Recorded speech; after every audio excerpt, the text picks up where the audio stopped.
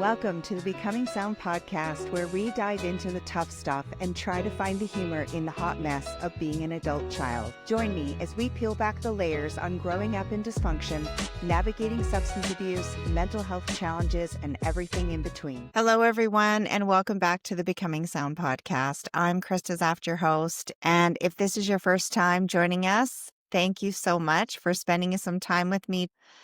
Today, my guest is Danielle Miller, and over the past 25 years, Danielle has cultivated competencies and experience in community development, business support services, and economic development. Her leadership skills and power networking abilities have positioned her well to build and lead organizations and businesses, and she is very passionate about mentoring, training, and supporting others to do the same. Danielle is an advocate for women and outspoken voice against intimate partner violence. She joined the board of A Safe Place in 2021 and has had the privilege of serving as president since June of 2023. She is also an author, a podcaster, and a public speaker. She is joining us today to share her journey of growing up in a strict religious environment, while grappling with purity culture and the impact of shame and control on her identity. I do want to just put out a trigger warning. We do discuss sexual abuse and suicide in this episode, so please take care when listening. And yeah, it's a great episode and we cover a lot of powerful stuff. So let's get started with Danielle. Hi, Danielle. I'm glad to have you on today. We kind of met at a little networking function. And yeah, you just had some interesting stuff to say, and I would absolutely love for my audience to hear your story. So Yeah, absolutely. You just want me to dive in? just dive right in. That's how we Oh, do it here. okay, let's do it. So, born and raised in Alberta, and so lifetime Alberta girl. So 4 generations of ministers. So it was a long line of Mhm. people who were pastors as a vocation on my father's side. And their journey kind of went from a really legalistic, dogmatic, um, like not Mennonite, but in that neighborhood sort of thing, Okay. where like women dress a certain way and don't wear Mhm. jewelry and no makeup. And there was a really patriarchal, misogynistic perspective as part of the culture. And so my grandfather kind of came out of that into a movement called Pentecostal holiness. And people would have to, go down that rabbit hole on Google to learn Mhm. about what all of that is. But Yeah. essentially, it's a mashup of Pentecostalism, which is like what we would have called back in the day the Holy Rollers. The people that are quite effusive in their worship and Mhm. expressive, and mashed that up with holiness. So a lot of, fundamentalist, dogmatic, and still the very much like at one point, my grandma cut her hair short and my grandpa didn't talk to her for 3 weeks, right? Oh, wow. So that gives you a little bit of the groundwork, and really funny that my grandmother, the only way I could describe it is that in terms of her Christianity, it was quite progressive. Mhm. It did not fit necessarily within the norm. She was very fundamentalist in rules and whatnot, but she had a real focus on grace and loving and acceptance. And so my dad was an only child. She raised him in that environment, and her influence on him, Uh-huh. even though he did become a pastor, so was the fourth generation.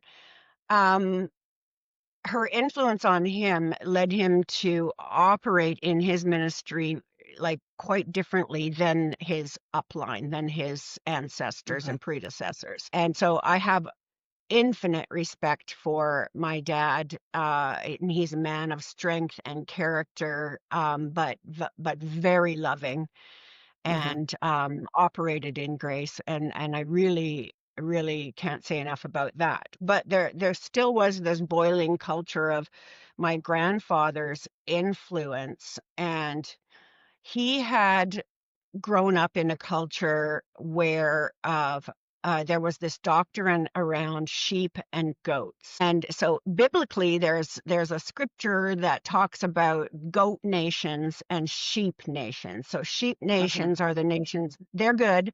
They can be saved. They're the good guys.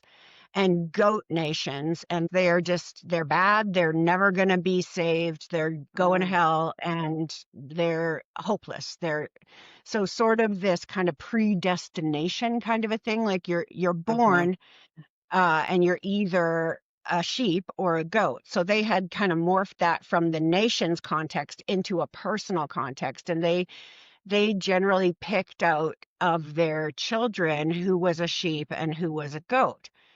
Now, my grandfather said he no longer believed that, but he sure did. Like he sure Mhm. did. So It's my like parents had ingrained, right? yeah, yeah, he did. Yeah. He knew it was not true and didn't want to believe it, but he still did. And my parents had 4 kids, and so he sort of went goat, sheep, goat, sheep. So my oldest sister, she's a goat. Second sister, she's a sheep.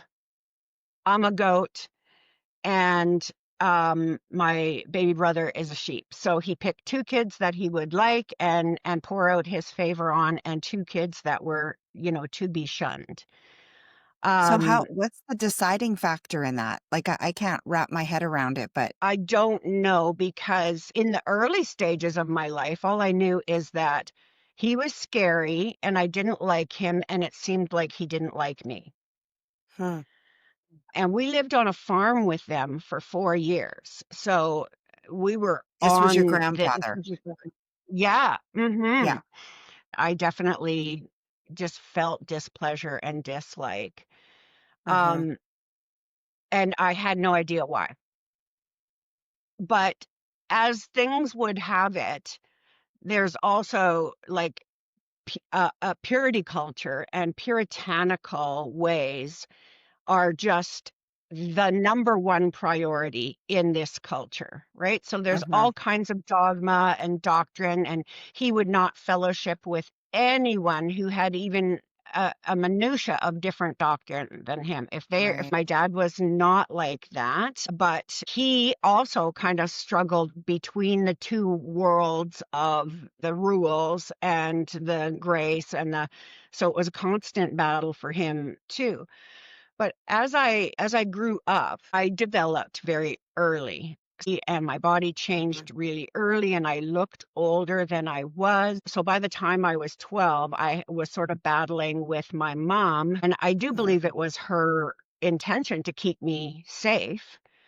But to do that by blaming and shaming me into a certain way of being, right? And I noticed that my grandfather's dislike of me definitely amped up, and there was a lot of just judgment, and almost like I had some sort of mark on me. And it was very confusing for me. I didn't know what was going on.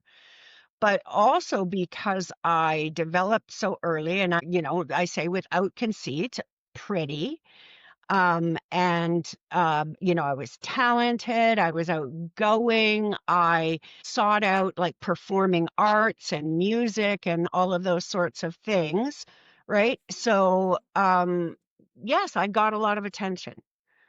And it led to, within the context of the church, a lot of predatory behavior, right? By the time I'm like 12, the Uh-huh. grown men in the church are kind Yeah. of,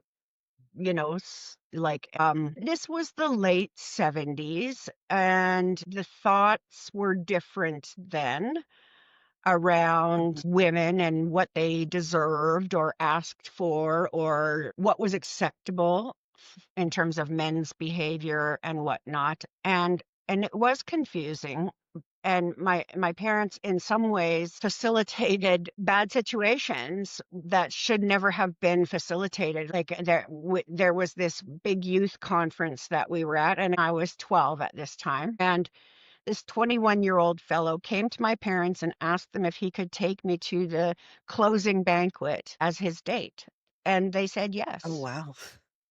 Right? And so in Yeah. today's world, a 12-year-old child, like, we would Yeah. never do that. But Yeah. I I can't wrap my head around it. So on the one Mhm. hand, it's always blaming, shaming, just by the way you look, you are a bad girl. You are a bad person. You are a bad girl. And I felt that, like, steeped in shame from early on that I couldn't even name. I didn't even know why. But by the Yeah. time I, began to develop physically, I felt shameful, but a whole mix of weird feelings because I loved the attention and Yeah. it felt really good. And my parents both worked a lot and were not around. And, so I was just very confused about, like, why I felt so much shame and why I was bad and why I was wrong and why I could never be godly. I said to God a lot, like, you made me wrong. Like, why Mm. did you make me like this? In order to, like, be a godly woman, I first need a transplant of my personality, and then I would need a completely different, like, I, wear a potato sack, I guess. But my mom introduced us to curling irons and got our ears pierced and taught us how to wear makeup and all that. So very progressive, while at the same time, just completely contradictory. Yeah, just this total paradox. I mean, not just confusing, but Yeah, just a not knowing of where that comes from, like just out of the blue, you have this letter on you, right? Like yeah, scarlet letter. Yeah. mhm, yeah, Yeah. yeah, Crazy. yeah, So how did that affect and you when you were entering your teenage years? So that's a really yeah, pivotal time oh for yeah, girls, especially. mhm. This was a completely overwhelming and, exciting and confusing place to be, right? Where I'm getting oodles of attention from grade 9 boys. I'm enjoying that. My mom in particular is, just seeming to be against me or thinking that I'm either in danger or I'm dangerous, and I couldn't tell which it was because she sort of talked to me like I was dangerous, but, like, looking back, I think that she perceived me to be in danger and felt like she could contain things, right? Yeah. Control Um, that narrative a yeah, bit. so at the end of grade 7, they decided to put me into a private Christian school, and it was horrific. So I come into the school on day 2, like, you have to wear a uniform, so I'm wearing a jumper and a button-down shirt underneath it, and the vice principal comes to me and says, "By the way, if I see you with your second button undone again, I am going to, give you the paddle." Wow. That's What? crazy. That's crazy.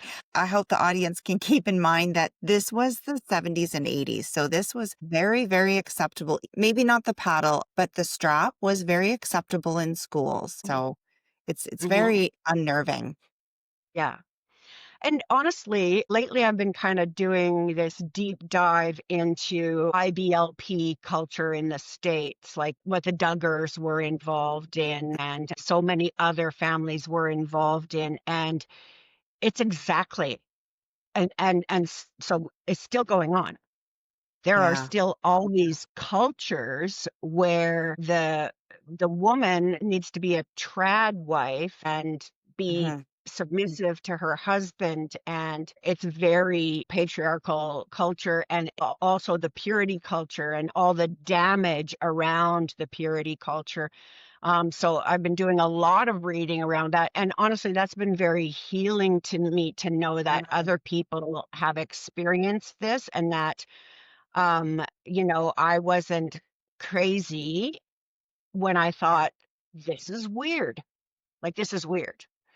Yeah. Because it is I weird, mean, right? yeah, just Yeah. explain a little bit about like what that does to your psyche when you're a young person, especially Hmm. going on into your teenage years in high school. Right. What are your thoughts? Yeah, I think by and large, the evangelical community is still obsessed with sin. It Hmm. is about whether you're sinning or not. Am I doing right? Am I doing wrong? Are you sinning? Are you not sinning? Is that a sin? Is that not a sin? Right? And so being in this culture where we're all trying to be not sinful, Hmm. on the one hand, but on the other hand, human nature is, but this feels good, so I'm gonna sneak it. Hmm. And so what that kind of puritanical culture and fundamentalist culture does is it really drives people underground. As far as the like believing that you were sinning all the time, Mhm. like that Yeah, fundamental belief that everything I do is a sin, right. and you're living your life day in and day out thinking, Yeah. okay, is this a sin? Is this a sin? There's no Mhm. room for the good Mhm. stuff. So during that grade 8 year, I learned to really play the game, act the act, and Mm, stuff all of the rage that I was feeling. yeah. I once spent 2 days sitting in the office having scripture read to me and telling me I needed to submit to authority because they wanted to give me the paddle and I was refusing. So I was 13 years old, fully grown, same as I am now, fully grown. You are not going to spank me with a paddle. Yeah. Like, no. And so 2 days I resisted, and they finally said, well, what if your dad came and administered it? And knowing my dad and what a teddy bear softy he was, he would never say, but he didn't agree with this, right? So he came and, we went to the furnace room, which is where they did this, and she instructed him what to do. And I had to hold my hands on the back of a chair, and he's supposed to, give me 6 good whacks. And he like gave me, 2 love taps, handed the paddle back to the assistant principal and said, I got to go back to work. And that was it. So it was the only way that that was going to end was either I'm expelled and I would have gone for expelled because that I was not going to submit to that. But by the time I came out of grade 8, I was so angry, Yeah. right? How could you not be? Yeah. And I think that a lot of young people who grow up in the church, and this is not everybody's experience, this is my Right. story, but I Yeah. certainly saw it all around me that young people Mhm. who were just bitter and angry because you are helpless, the frustration of being helpless Yeah. where somebody has power over you and you know it's wrong, you know that they are not right, and yet there's nothing you can do about it. Yeah. That's a great explanation of that. Yeah. Super frustrating. And I'm sure a lot of people have been there. And Thank you for I sharing have to that. say that a big part of that grade 8 year was also the way that girls were socialized to be so judgmental towards other girls. And I did not have female friends, but of course the boys would be my friends. Well, I'm seeking friendship and I just wanted friends, Yeah. but I'd had no girlfriends. I wasn't trying to be any kind of loose woman or anything like that. I just wanted to have friendships, right? Yeah. And so you raise this whole breed of people that are obsessed with sin, and they become very judgmental towards other people and whether or Mhm. not they're sinning, and they get to decide whether you're sinning or not, right? And so coming out into grade 9, like I was just angry, and I was like a dog off the leash, like I was Mhm. just forget it. Like, this is ridiculous. This is abusive. And so my mom began to really up the control. And at one point, she decided that I'd been caught smoking, and so she wanted me to stop smoking. So she made me sit at the kitchen table and smoke 2 packs of cigarettes, one after the other. Okay, Well, I'm gonna let a little chuckle out here only because I I clearly remember my cousin getting caught with cigarettes, and his mom made him do the exact same thing. Now, here's the ironic thing about that is they were all smokers, and then they catch the kid smoking and make him sit down until he's green, and smoke some cigarettes in front. Well, he still smokes to this day. right. I do ever wonder where the mentality of those early years Yeah. came from. And when I listen to your story up to this point, Mm, I'm realizing that whether it's religious or not, because this stuff right. exists in homes where Mm-hmm. there's abuse and addiction Yeah. and a lot of other mental health stuff going on too. But specifically in your case, I can see that level of control. So if you don't want someone to do something, why don't you just take more Mm-hmm. control of it? Because that Right. sounds like it sure is going to solve the problem. Right? It seems crazy. It does not work. Like, shame No, is a poor motivator, and it's horrible. control only drives people underground. Yeah, And it felt to me like I didn't have any ally who actually could look inside and say, this child is in pain. This yeah, child is suffering. What does this child need to get better, to feel better, to function better? yeah, All they did was look at the external things and say, how do we stop her from doing that? yeah, Right? There was, 100%. and I don't believe that it was just the culture of the day. Like, that had a big part in things, a big play Hmm. in things. But I think that, uh, in my view, again, in a religious environment, the concern with sin, the obsession with sin, and with the shame of sin is that, especially as a pastor, you cannot be seen to be sinning. And the pastor certainly can't have a sinful child, Yeah. right? Like, it's about what the neighbors think, and that we're in this culture where we all hide, and it's all Hmm. about everything is sanitized for your protection. It's all whitewashed and covered over and whatnot. But when somebody is behaving in a way that can't be controlled, and all you've got in your toolkit is control, you just have to keep upping the Yeah, control. yeah, She would yeah, tell me that she regretted the day I was born, and, it's those sorts of things. And so by the time I was 15, I was just out and out living what we would say, she was very rebellious. yeah. And I don't think I was rebellious.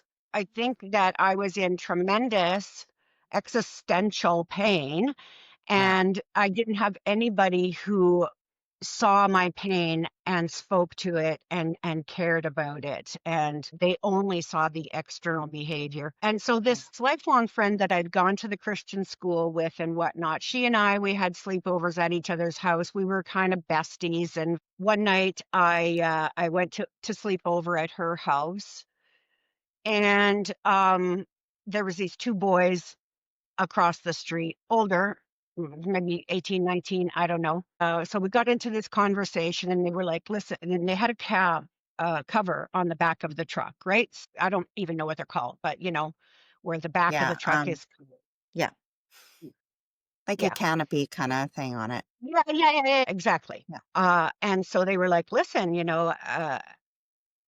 why don't you guys sneak out tonight and we'll have some drinks and we'll, listen to some music." And he showed us the inside of his truck. He had blue lights and like it was very Yeah. 70s, Yeah. very cool. So she and I did that and went over and got in the back of this truck and they handed us each a drink and we each took a sip and that is the last thing that each of us remembers.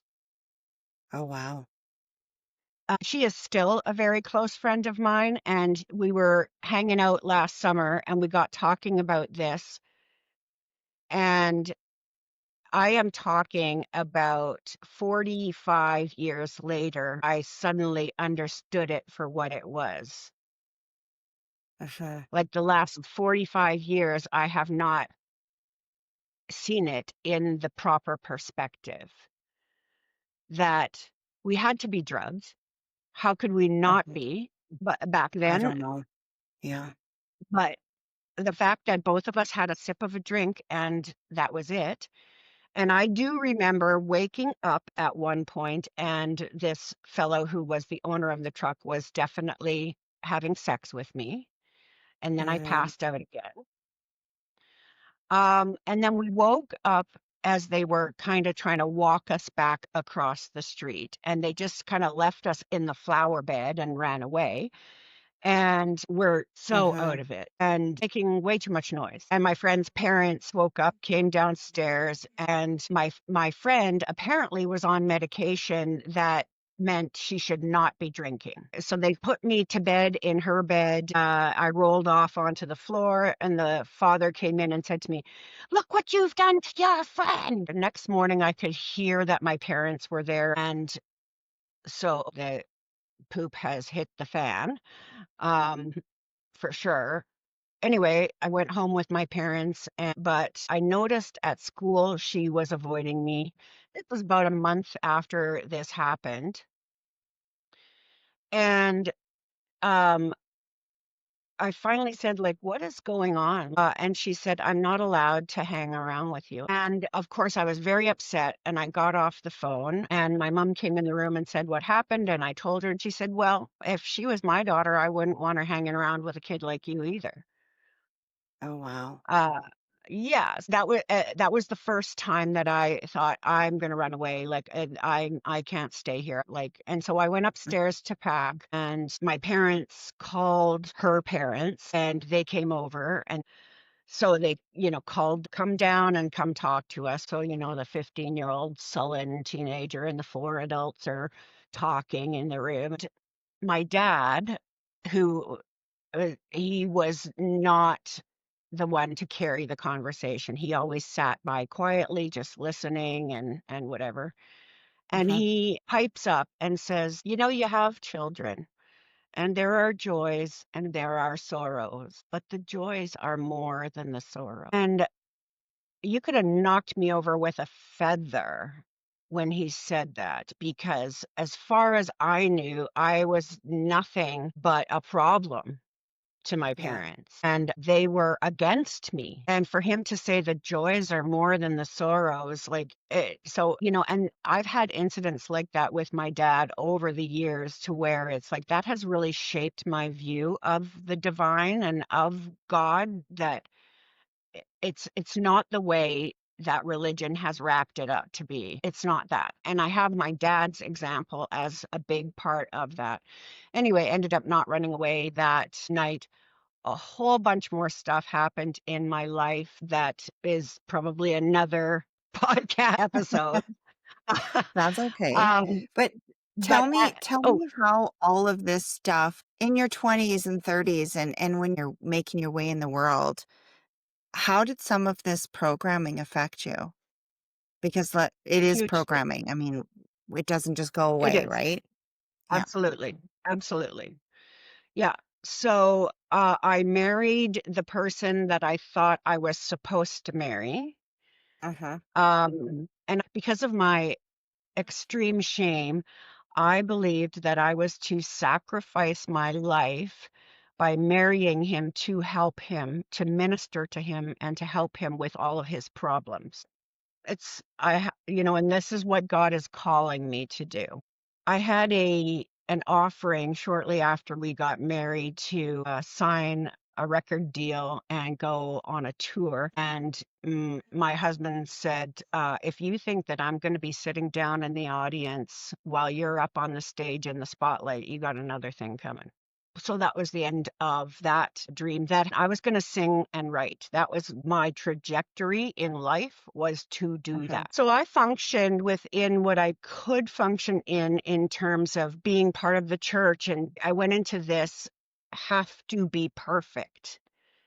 Brene Brown calls it hustling for your self-worth, right? Where like I washed the floors every day, and we led the youth group, and I led Bible studies, and I was a worship leader, and I directed choirs, and I was on staff at the church, and I bought into the culture hook, line, and sinker.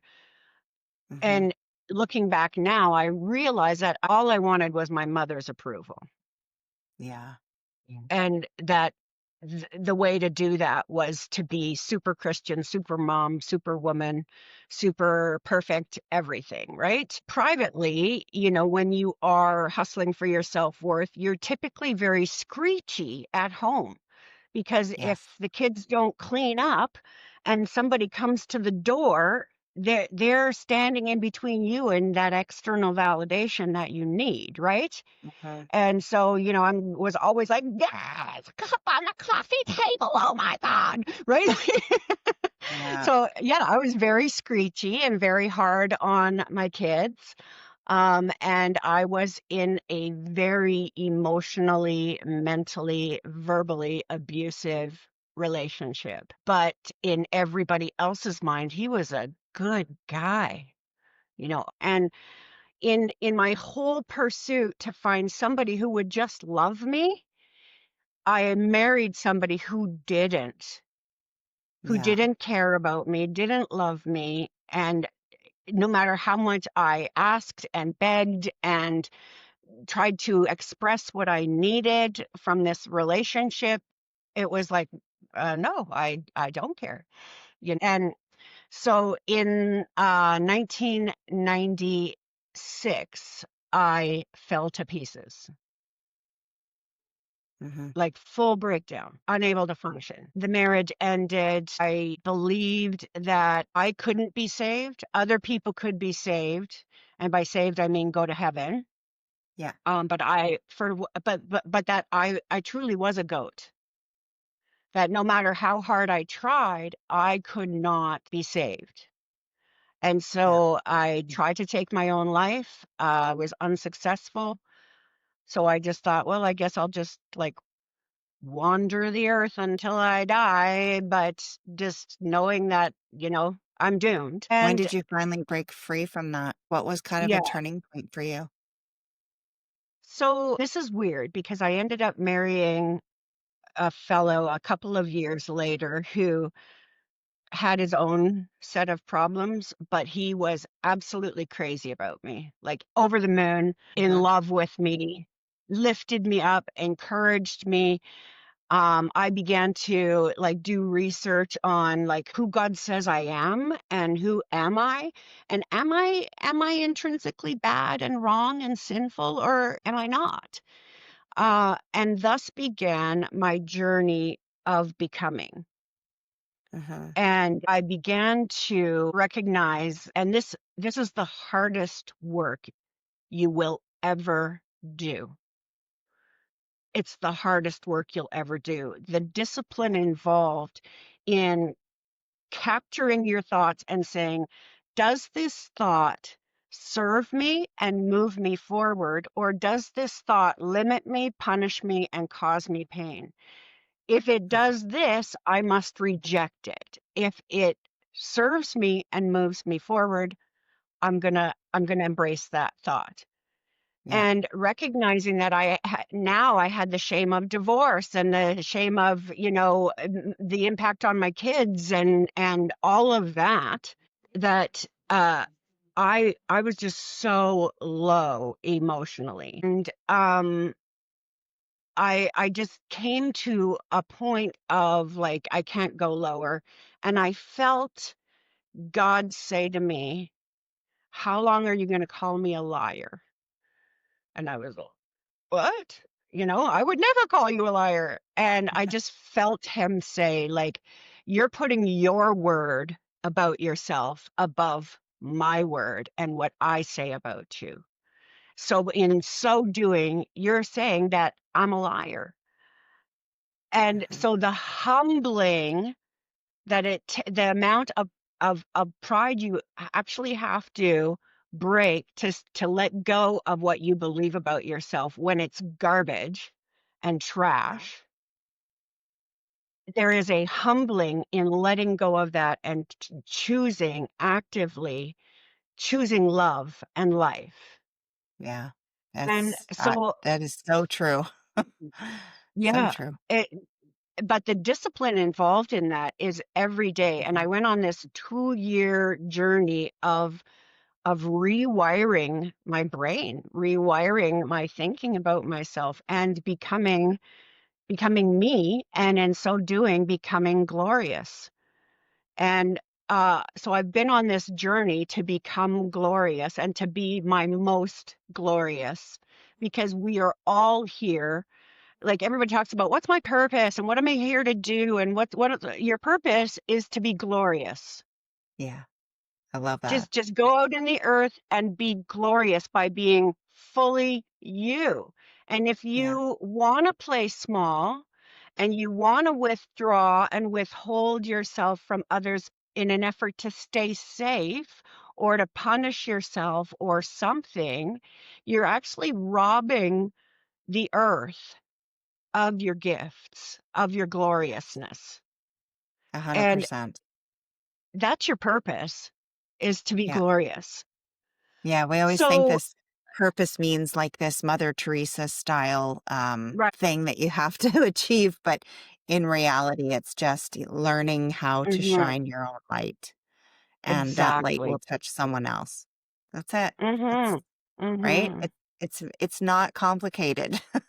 The No, it's complicated not, part is in the work that you're talking about, in the work that it takes to actually get to that point. and And it's still ongoing. It's still exactly. It never ongoing. stops. It never stops, but it's Mhm. kind of like an awakening. So when I go back to, because when I listen to you talk about your story, I'm hearing so many similarities in my own story, even though it's not a religious situation, but just the programming that we receive about and the Mhm. shame, guilt, and all that stuff Mhm. that's attached to that. And when you take that step into doing the work and you first discover this self awareness, you cannot unsee what you start to see. You That's cannot right. unlearn what you start to learn. And Mhm. so I think that's a big kind of breaking open point, right? Yeah. It's like Yeah. trying to put the toothpaste back in the tube. You Yeah, cannot do it, right? exactly. Exactly. So what does that really look like in your life today? Like your relationships, your work that you do, how you're showing up? Just kind of paint us Mhm. a picture of what that means to you now. Mhm. So I had to do a lot of work to really first recognize who I really am, and not only recognize it, but accept it. I fought against being a leader. I just wanted to be another face in the crowd so many times, but every time I turned around, I was a leader. And you can't blend in when you're made to stand out, right? And That's right. there's a price to be paid for standing out, right? And sometimes it makes you a target, but it is who I am. And as long as I fight against it, I can never be at peace and I can never be happy. And Yeah. also just the being too much. Hmm. We often struggle with either being not enough or too much. And I definitely have felt a lot of my life like too much. And that's sort of, Yeah. again, going back to all of that, the way I was raised, like you're standing out too much, you're being too much, you're too sensitive, you're too dramatic, you're too over the top, you're whatever, it's too much. And Yeah. so I did a bunch of work, and I like to call it a personal being statement. So figuring Mhm. out what are my attributes, what are my values, what is my core personality, and not only who I am now, but who have I been since day one, right? Yeah. Like And finding that um, authentic self. yeah, yeah, the stuff Mm. that the world didn't kick out of you. Yeah. If you can remember who you were pre 7 years old and that stuff Mm. that still feels like it's in there, right? Yeah. And so I did a bunch of work and I boiled it down to three attributes, and they're actually on my wall back there. Nice. Uh, so leadership, wisdom, and joy. And Mm. that's who I feel is the core of me. So I turned that into a personal being statement, and Mhm. I've set it as a daily intention. And I unpacked leadership into three adjectives or words: influence, impact, inspire. So my personal being statement is today I will positively influence, impact, and inspire those around me, bringing wisdom and joy to the day. And I have that on my makeup mirror. And so when I'm getting ready in the morning, I'm thinking about, okay, what do I have on today? Mhm. And based on what I have on, what do I want to bring to the day? Like, how do I want to feel? Right. So some days I want to feel exuberant and excited. And some days I want to feel peaceful and calm. Some days I want to feel competent, Mhm. confident, in command. Right. So there's different ways. I don't want the atmosphere to set me. And that is Yeah. part of being glorious is I'm setting the atmosphere. When I walk in the room, if I'm bringing joy, that's what we're having in this room, people. Like Yeah. we're having joy because I'm bringing it, right? I love it. I love it. That's And awesome. to be unapologetic with that, and not Yeah. to dim my light, right? And not Mhm. to hold myself back, whether I don't want to be in your face about it. Of course, I'll be respectful and wise in what Yeah. I bring to the date. But based on what I have on and how I want to feel and who I am, that personal being statement, Yeah. I think to myself, how am I showing up today? Okay, how am I showing Mhm. up today? And on the days when I really meditate on that while I'm getting ready and go into the day with intention in that way, throughout the day, things always go sideways, right?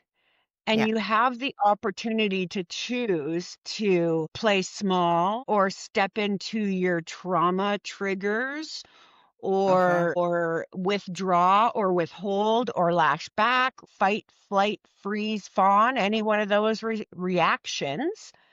Yeah. Um, but I remind myself, oh yeah, what does leadership look like in this moment? What Mhm. does wisdom or joy look like in this moment? And I have had to do some really hard things that I did not want to do, because it was like, Yeah. dang it, leadership isn't petty. I want to be pet right now, Yeah. right? Exactly. But it's like the way you describe it, it's like taking back your power of choice Yeah. and really honing in on that creativity Uh-huh. that you had when you were Uh-huh. younger, like that Yeah, creative being and that that's right. creative soul that was Uh-huh. there. I absolutely Yeah. love that. And I want to say, Krista, that, and it's really just been over the honestly, since my parents passed. My dad passed in 2017, and I began this sort of healing journey. My mom had dementia for the last 10 years of her life, so nonverbal, not really Mhm. there, right? And so I began to unpack a lot of this stuff, and I stepped out of organized religion. I still look for places to have quiet reflection and spiritual connection and Mm-hmm. contemplation. And I have a morning practice to fill my cup every morning with Nice. meditation and journaling and reflection and those sorts of things. But when I stepped out of organized religion, I realized that I needed to let go of the obsession with sin. Yeah. I needed to stop worrying about whether I was right or wrong or if something was sinful, not sinful, that I'm fine. I'm fine. My moral Yeah. compass is intact. I Yeah. have good principles, good values. I don't need to be obsessed with sin. And for the first time in Yeah. my life, I began to have peace of mind, just Mm-hmm. true peace of mind. And it was just by letting go of that whole sin thing, right? So Yeah. then the universe is so amazing. A spirit is just like brings you things that you need. It knows what healing you're ready for, right? Yeah. And so I mentioned that I was sitting around hanging out with my lifelong friend, and we got talking about that incident in the back of the truck. Yeah. And I had never positioned it in my mind as sexual assault, Yeah. as non-consensual. I had never positioned it in my mind that way. And it was a shock to me, like, wait a minute, you know, but neither had anybody else in our lives positioned it that way, Yeah. bear in Well, mind, it was right? almost like you were conditioned to just take that Yes, burden on without an explanation. That it was absolutely. it, right? Yeah. Yeah. And I think for many of us, whether we are, children of alcoholics or have had other kinds of Mm-hmm. conditioning in our lives, oftentimes we're just so ready to accept that it must be me. It must be my Yeah. fault, Oh, right? yeah. And 100%.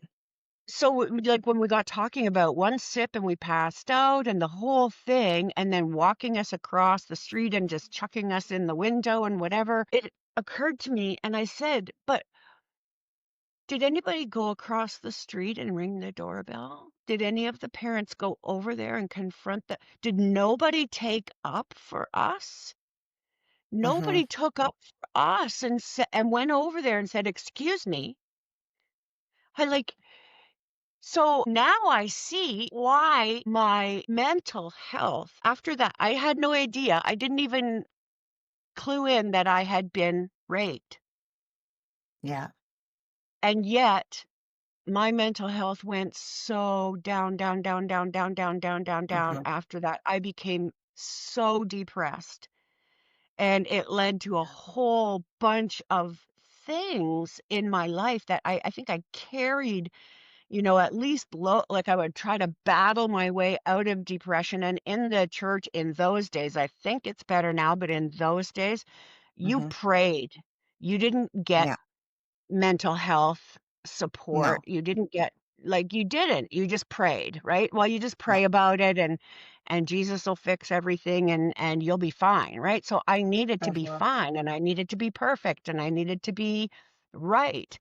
And so just like last summer, at the age of 60, the Mm-hmm. universe decided you're ready to face this and heal Yeah. this. And all I can be is so grateful that spirit, God, divine, the universe, like pick your word. Yeah. But for me, he's love and he Yeah. loves me and wants the best for me and is ready to help me become ever more glorious and Mm-hmm. healing that buried grief and that those hidden wounds that I didn't even realize I had carried with me for 45 years. Yeah. And at the age of 60, I'm able to unpack it and heal it and just be grateful Mm-hmm. that spirit knows that I'm strong enough now to unpack it and to receive healing, and it takes me to the next step of just being more glorious, just ready to Yeah. be less apologetic, more glorious, and to be able to say, right, they didn't know. They did the best Yeah. that they Hmm. could with what they knew and what they believed. They just didn't know, and so just let it go, right? Yeah. I I think don't it's such a gift uh-huh, to be able to be in that space, to be able, uh-huh, and I just want everyone else to know out there too that it is never too late. It doesn't matter how old you are. And sometimes you just come to these wisdoms later in life. Like I yeah, did too.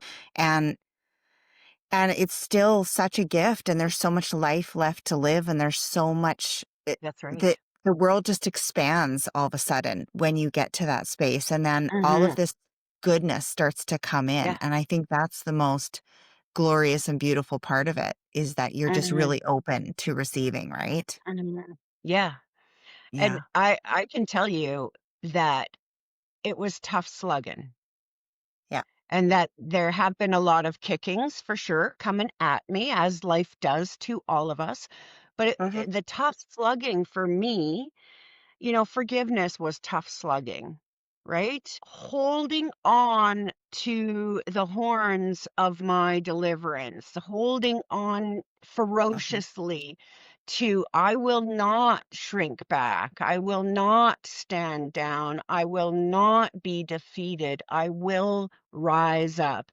There's that Audra Day song. I don't know if you've heard it. And I'll Um, rise up.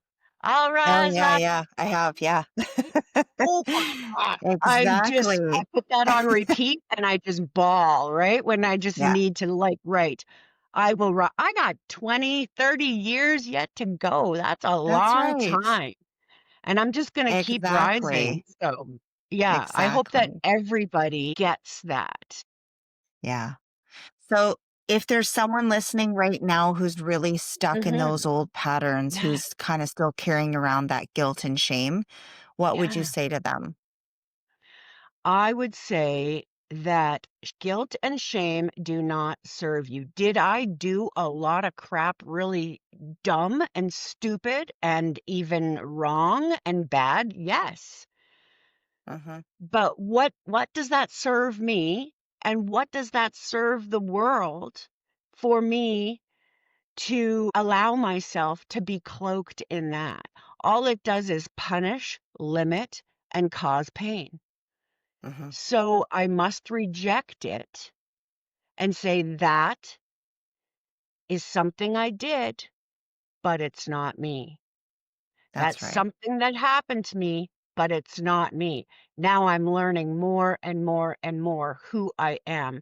My Hmm. responsibility is to go out into the earth and be glorious. And that is the responsibility for all of us to just flood the earth with light.